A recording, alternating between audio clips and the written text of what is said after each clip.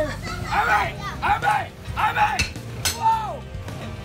Hari ini kita sampai di Kemaman, Negeri Terengganu. Inilah salah satu Ramadan yang terbesar di kawasan Kemaman ni.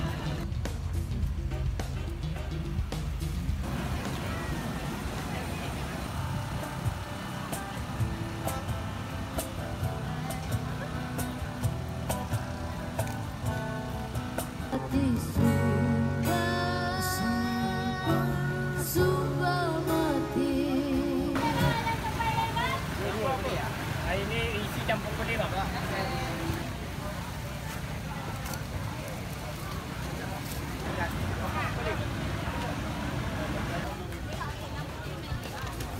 Apa lemak?